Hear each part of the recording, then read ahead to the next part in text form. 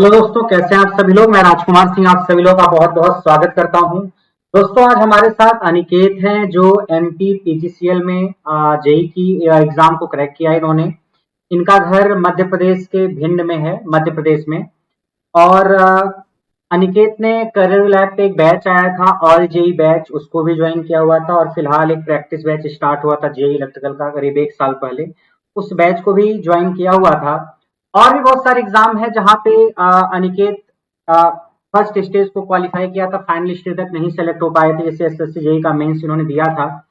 और भी कई सारे एग्जाम दिए थे। तो अनिकेत, मेरी तरफ से और जितने भी मेरे स्टूडेंट आपको देख रहे हैं उन सभी की तरफ से आपको बहुत बहुत बधाई हो, many congratulation. Thank you so much sir. Aniket, कैसा लग रहा है आज इतने लंबे संघर्षों के बाद आज आपने वो पड़ाव हासिल कर लिया। मैं अपना व्हाट्सएप चैट देख रहा था कि अनिकेत से बात काफी पहले से हो रही है। जैसे कोई बच्चा 4-6 महीने से कुछ न कुछ पूछता रहता है, कुछ बच्चा होता है जो साल 2 साल से पूछता रहता है। मैं देख रहा था अनिकेत काफी लंबे समय से जुड़े हुए थे और आपका नाम भी याद था। कुछ ही बच्चे होते हैं 2-4% जिनके नाम याद रहते हैं, क्योंकि शायद वो रेगुलर क्लास में आते रहते हैं, तो उसमें से एक आप थे। कैसा लग रहा है इतने संघर्षों के बाद और आज ये सफलता हासिल करके? या लग रहा है आपको आसानी से जॉब मिल गई? क्या लग रहा है आपको? सर मतलब ये कहूँ कि लग तो ठीक रहा है सर, लेकिन ये जो मेरा जो फर्स्ट शिफ्ट का पेपर था काफी सही था, तो सर मतलब हो गया उसमें। अगर जैसे मतलब सही रहा सर, अच्छा रहा सब कुछ। मतलब मेहनत तो थी, जो है थोड़ा सा सेटिंग हो गई, काम हो गया। हाँ सर। और अनिकेत जो है मध्य प्रदेश में भिंड के रहने वाले हैं। आपकी फैमिली में कौन कौन है और क्या क्या करते हैं, जरा उनके बारे में बताइए। सर मेरी फैमिली है, मेरे पापा हैं जो कि क्लिनिक चलाते हैं, मतलब सर डॉक्टर हैं। और मेरा भाई है, वो एम्स में डॉक्टर है सर। और मम्मी है और बहन है एक। तो यानी अनिकेत की फैमिली में पढ़े लिखे लोग हैं। इनके भाई साहब एक डॉक्टर हैं एम्स में, अभी वहाँ शायद एम्स में भी पढ़ाई कर रहे हैं जो है एमबीबीएस की। और पापा क्लिनिक चलाते हैं और ये जेई बनेंगे। मतलब पूरा डाइवर्सिफिकेशन है फैमिली में, कोई डॉक्टर तो कोई इंजीनियर तो कोई खुद की क्लिनिक, मतलब एक तरीके से अपना खुद का बिजनेस समझ सकते हो आप। अनिकेत, आपने इस दौरान जो तैयारी की है, इसमें नोट्स वगैरह आपने कहाँ से, किसके नोट्स यूज किए? मान लीजिए आपने बैच ज्वाइन किया था तो वहां से तो नोट्स आपने वीडियो देख करके बनाया ही होगा। उसके अलावा भी यस क्या सर। आपने कोई बुक्स भी फॉलो की थी क्या? नहीं सर, मैंने सर आपके नोट्स फॉलो किए, जो आपने सर लिखवाया था वो पूरा मैंने नोट किया था सर। और जो आपने शॉर्ट नोट्स का कहा था, तो शॉर्ट नोट्स मैंने सर ज्यादा नहीं बनाए, सच कहूँ तो। एक दो सब्जेक्ट शॉर्ट नोट्स, एक इंस्ट्रूमेंटेशन का किया, उसका किया था सर, और किया था आपको यूडब्ल्यूटी का मैंने। मतलब शॉर्ट नोट सारे सब्जेक्ट का नहीं बना पाए, और लेकिन नोट्स तो बनाया था आपने सारे सब्जेक्ट हाँ का। हाँ। नोट सर आपका पूरा बनाया था, और एक एक जो आपने नोट्स बनवाया था उसको 15-20 बार सर पढ़ता रहा, तो जरूरत नहीं पड़ी फिर सर शॉर्ट नोट्स की।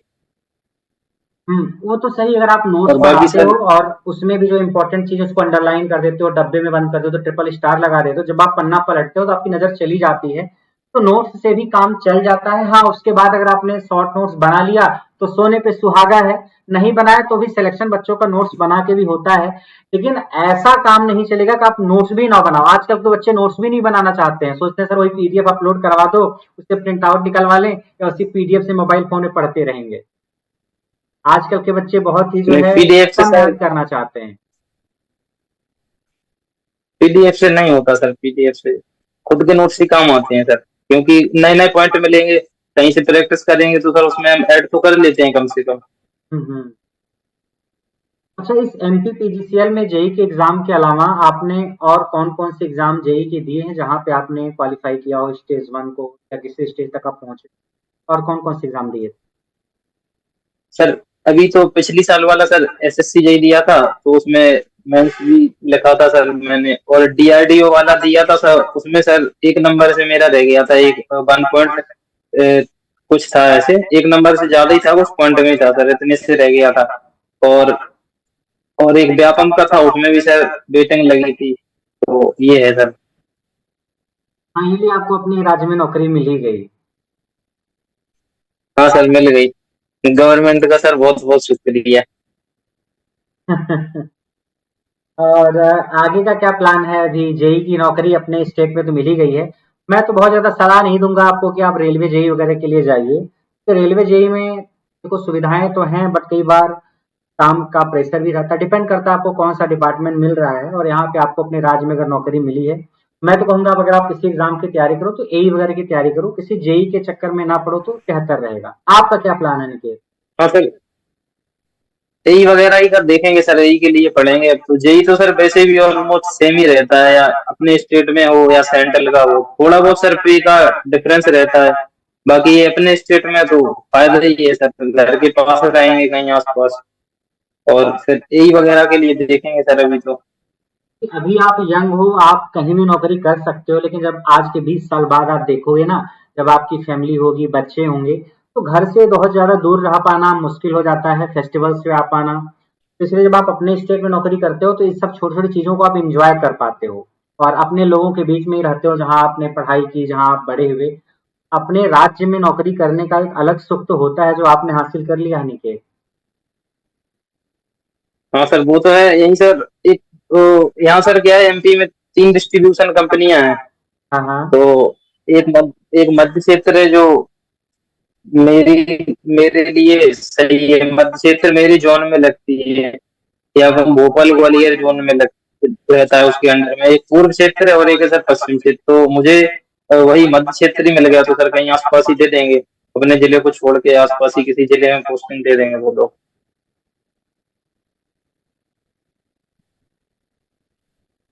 अच्छा अनिकेत, तैयारी करने के दौरान ऐसी क्या-क्या समस्याएँ आई थी आपको, जो आपने उसको मतलब कॉन्कर किया, उस पे जीत हासिल की? वो समस्याएँ आज जो बच्चे तैयारी कर रहे होंगे, उनके रास्ते में भी आती होंगी।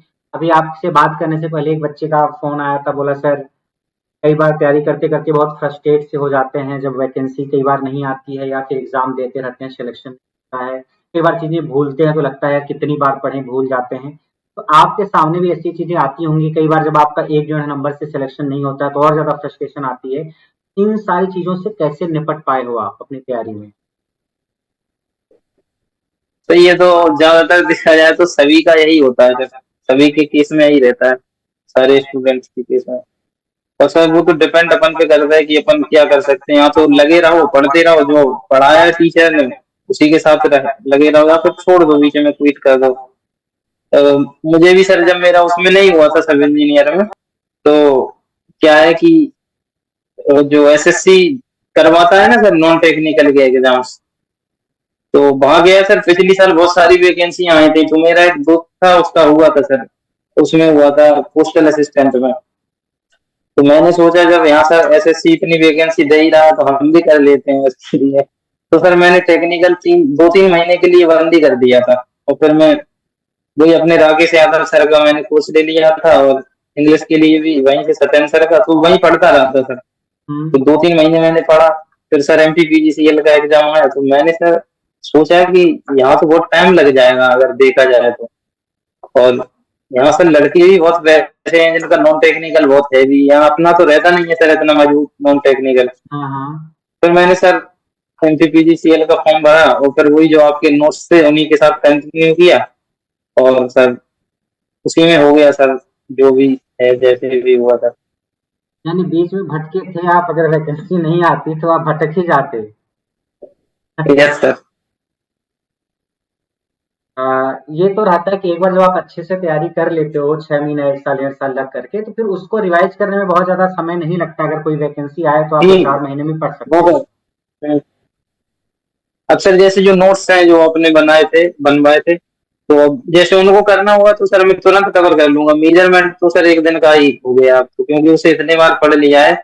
यूडब्ल्यूटी भी सर वही 6-7 घंटे में हो जाता है। और पावर इलेक्ट्रॉनिक्स भी आपने पढ़ाया था, सो इस बार सर पावर इलेक्ट्रॉनिक्स की जितने भी क्वेश्चन आपने पढ़ाए थे ना सर, वो सारे आपके नोट्स थे। तो उसमें मेरी कॉपी में लिखे हैं एक एक क्वेश्चन सर, जैसा का जैसा आ गया था उसमें मैंने बहुत एग्जाम में। सिलेक्टेड ही पढ़ाया था पावर इलेक्ट्रॉनिक्स और उसी में से आ गया लगता है। किस्मत अच्छी थी आपकी। हाँ सर, मतलब सही रहा सर आप ही। मुझे ऐसा लग रहा था सर कि ये तो पूरा कॉपी में लिखा हुआ है, ये जो पूछ रहे थे वो लोग। बाकी जो थर्ड शिफ्ट थी वो थोड़ी हार्ड रही सर, उसकी वजह से कट ऑफ हाई चला गया। हो सकता है मेरे नोट्स देख कर के पेपर किसी ने बनाया हो, इसलिए वहीं से क्वेश्चन आ गया हो। हाँ सर हो सकता है। आपने टेस्ट सीरीज वगैरह भी दी थी निकेत, या फिर नोट्स से बार बार रिवीजन करते रहे? आपको देख के लग रहा है कि आपने जो नोट्स पढ़ा, ठीक है, आपने रिवीजन उसको बार बार किया, और ये बहुत जरूरी चीज है। आप कहीं से कोई भी सोर्स फॉलो कर लीजिए, किसी भी टीचर के नोट्स या कोई भी बुक, लेकिन जब तक आप उसको बार बार नहीं पढ़ते हो, बार बार नहीं पढ़ते हो, आपके दिमाग में वो चीजें नहीं जाती हैं। कोई भी सोर्स कितना भी अच्छा क्यों न हो, अगर आप उसको बार बार रिवाइज नहीं करोगे तो उसका इफेक्ट नहीं पड़ेगा। आपने, यस मुझे सर। लगता है, बार बार रिवीजन किया है और चीजें बिल्कुल रट गई थी आपको, नोट्स से आपने इतनी बार पढ़ा है। अरे सर बहुत मैंने सर बहुत नोट्स पढ़े हैं आपके, ये सर पावर सिस्टम का नोट्स रखा हुआ है आपके, ये सर फट भी गया था। ये हाँ, सर पूरा सर आप ही का नोट्स है, दिख नहीं रहे होंगे यहाँ पे सर शायद, बट ठीक है, थोड़ा थोड़ा दिख रहा है। हाँ सर, ये सर पूरा सर आप ही का है सर, ये जो ये सर हम्म। आप लोगों को जो मैंने पढ़ाया था तो सारे नोट्स सर हैं। मैंने, हाँ हाँ, मतलब सारे नोट्स हैं सर आपके मेरे पास। नोट्स नोट्स जरूरी और होता है आपने निकेत, आपने बनाया था, अच्छा किया था। मैं ये कह रहा था कि आप लोगों को जब मैंने पढ़ाया था तो मैंने कोर सब्जेक्ट ही पढ़ाए थे, like network, machine, power, measurement, UW. अभी फिलहाल जो बैच चल रहा है उसमें बच्चों की डिमांड थी तो मैं बेसिक इलेक्ट्रॉनिक्स ही पढ़ा रहा हूँ, और दिल खोल करके पढ़ा रहा हूँ, क्योंकि मैंने महसूस किया है कि इलेक्ट्रॉनिक्स का जो डर है बच्चों का, वो लंबे समय से बना हुआ है कि सर आती है लेकिन वो फील नहीं आता है, या उतनी अच्छे से समझ में नहीं आती है। तो अभी फिलहाल मैं एक बैच पढ़ा रहा हूँ जिसमें बेसिक इलेक्ट्रॉनिक्स में पढ़ा रहा हूँ, बिल्कुल आराम से खोल करके डिटेल में, ताकि कम से कम इलेक्ट्रॉनिक्स से भी आपके सवाल सही हो जाएंगे। कोर सब्जेक्ट तो आप सही कर ही ले जाते हो। तो आपने टेस्ट सीरीज वगैरह भी दी थी या निकेत, या नहीं दी थी? सर टेस्ट सीरीज दी थी मैंने सर, दो चार दी थी, और उससे ज्यादा टेस्ट दिया? दिया करता था। कितने टेस्ट सीरीज नहीं दी नहीं हैं? सर, टेस्ट सीरीज तो ऐसे लगाता रहता था सर, जैसे आज लगा ली, फिर 2-3 दिन बाद फिर से लगा ली, फिर जो पॉइंट्स मिले वो नोट्स में लिख लिए सर, ऐसे टेस्ट देता रहता था। बाकी सर आपने जो बुक सजेस्ट की थी कि एसएससी जेई का पीवाई क्यू फॉलो करो, तो वो किया था। तो ऐसे ऐसे सर करता रहा। बाकी बुक्स भी सर मेरे पास सारी हैं, लेकिन सर मैंने पढ़ी एक भी नहीं, थोड़ी थोड़ी पढ़ लेता था, जहाँ से जौन सा टॉपिक पढ़ना है, जिस टॉपिक को जहाँ से कवर करना है वो कर लेता था। यानी ये काम आपने अच्छा किया, जैसे आपने नोट्स पढ़ लिया, अब जब आप टेस्ट सीरीज सॉल्व कर रहे हो, जो चीजें नहीं मिलती तो आप उसको नोट्स में ऐड कर लेते हो। यही तरीका ही होता है कि when you yes sir. Find any new topic, उसको अपने नोट्स में ऐड कर लो, जो भी सब्जेक्ट है वहां पे, ताकि जब बार बार आप नोट्स रिवाइज करो तो वहां से सारी चीजें रिवाइज हो जाए। बाकी सर जो आपके समझाने का तरीका है वो काफी बेस्ट है, क्योंकि मैंने सर क्या है, डिप्लोमा में पढ़ाई की नहीं थी, सारे लड़के ही लड़के थे वहां पे, तो पढ़ाई नहीं होती थी, फिर वहां होते थे मजे। हम्म। डिप्लोमा हो गया पूरा मजे में, फिर उसके बाद बीई की, वो थोड़े उससे कम मजे में की, लेकिन पढ़ाई वहां भी नहीं की। तो फिर जब फाइनल में आए तो सर समझ में आया कि चलो कुछ पढ़ते हैं। बाकी टेक्निकल पहले थोड़ा बहुत पढ़ा था तो समझ में आता है कि हाँ कुछ कुछ पढ़ रखा है। तो हम्म। फिर एक सीनियर थे, उन्होंने सजेस्ट किया था आपको। हम्म। पहले सर कहीं एक जगह और चला गया था ऑफलाइन कोचिंग लेने, यूट्यूब के चक्कर में हाँ हाँ। ऐसे भटक गया था। तो वहां में गया पढ़ने के लिए, तो फीस वगैरह जमा करा ली, हालांकि वो सर का काफी नाम है, तो और पैसे वगैरह जमा करा लिए। फिर सर उन्होंने सही से नहीं पढ़ाया ऐसे ही। फिर मैं लौट आया वहां से, फिर सर आप ही को ज्वाइन किया, फिर पढ़ता रहा। और मतलब समझ में आता है सर बहुत अच्छा, जब आप पढ़ाते हैं ना एक एक बहुत आराम आराम से। और जगह सर मैंने भी पढ़ा है तो वो ऐसे पढ़ाएंगे एकदम, जैसे आपका जो टॉपिक समझाने का तरीका वो सर एक नेक्स्ट लेवल पे है। बहुत सारे टीचर हैं जो जैसे उन्होंने कोई टॉपिक पढ़ाया छोटा सा है, तो वो क्या है डेफिनेशन आराम से पढ़ा देंगे थोड़ी देर, थोड़ी टाइम में। और जो आप टाइम लेके सर पढ़ाते हैं, आप सर टाइम को देखते नहीं है कि कब आधा घंटा हो गया, कब 1 घंटा हो गया। ये मतलब एक सर अलग ही फील आता है जब आपसे पढ़ते हैं इस तरीके से। हाँ, पढ़ाने का मकसद भी यही होना चाहिए कि आप किसी चीज को पढ़ा रहे हो तो बच्चे को समझ में भी आए, तो थोड़ा सा फील भी हो।